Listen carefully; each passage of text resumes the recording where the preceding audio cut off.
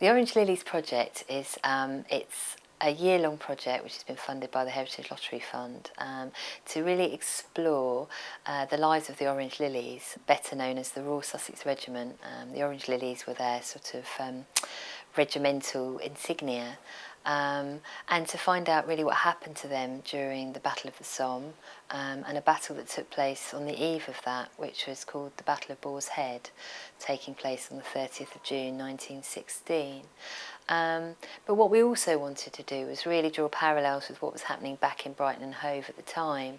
So I suppose we've had a few different strands of participants. We've had around 12 volunteer researchers. So those are people who might have an interest in local history or genealogy, but those who had no experience at all just wanted to find out more about the sort of the scene setting for the city in 1916. So we worked with one of our partners, Brighton Hove Libraries and Information Service, to train some of those in using ancestry.com so they could start to research key lives. And we thought we'd focus on 12 lives and really sort of draw out those stories as well as the backdrop of the city at war.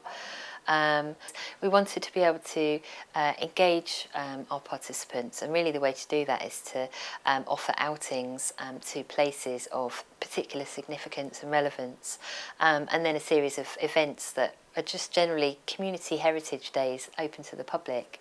We've then been lucky enough to engage a filmmaker, and then work with a series of young people sourced from across the city to make a series of short films about their feelings and their thoughts about the Battle of the Somme.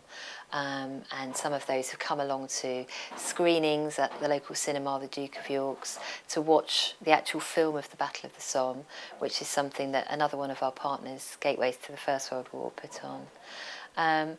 Otherwise, we've worked with B-Fest, which is the Youth Arts Festival, to create an exhibition, and that was a series of textile workshops, also with young people, and that took place at Jubilee Library in March 2017. And the Orange Lilies are the regiment that were based in Brighton in World War One, and they had orange flashes on their uniforms. So it's all about World War One. So I've got lots of images of the various battles of soldiers and nurses and Brighton. So people that come along can use these images to draw from and to make some stitching, some hand stitching from these images. And then we're going to put it all together and make a large wall hanging. So anybody can come.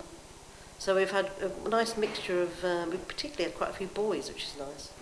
And in the library, of course, what's good about the library is there's just loads of young people there milling around, hanging out, doing their homework, whatever they're doing. So they see us with our sewing machines and they just come over and have a look. So what's good is that they're not likely to book onto a textile course because they're just going to think, oh, that's no, what's that got to do with me? Whereas when they see the sewing machines, they are intrigued, which is really interesting. You're aware of the fact that they're very proud of what they've done, and I felt slightly bad about saying, actually, I'm going to keep that. So then I thought, yeah, it makes sense to then say, okay, I'll have one, and then you make one for yourself. Because they put a lot of work into it, haven't they? Like there was one of the young men, the Italian guy that came along.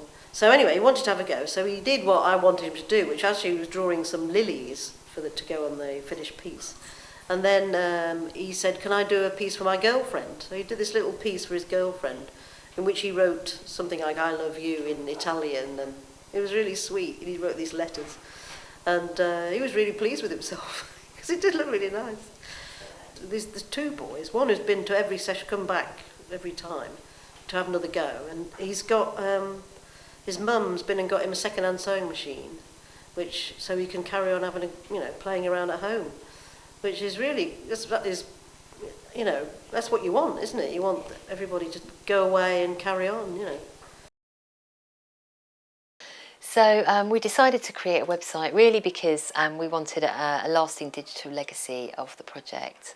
But for us now, it's an accessible way to create an archive. You know, we're a small community interest company. We don't have great resources for archival, but what we can do is take information that's found in other places and compile it and I would say contextualise it. So there's maybe information out there in the sort of wider arena, but we've tried to find ways to bring it all together and package it up so that people can then enjoy it and access it more readily. So what we've been able to do with the beautiful images and some of the text that we found really is share that on social media on a variety of different mediums, and that's been picked up and retweeted and shared lots and lots of times, and my feeling is that that's enabled our organisation Striker Light Arts and Heritage to access a younger audience, but also for our partners Brighton Hove Library Service, Fabrica Gallery and Gateways to the First World War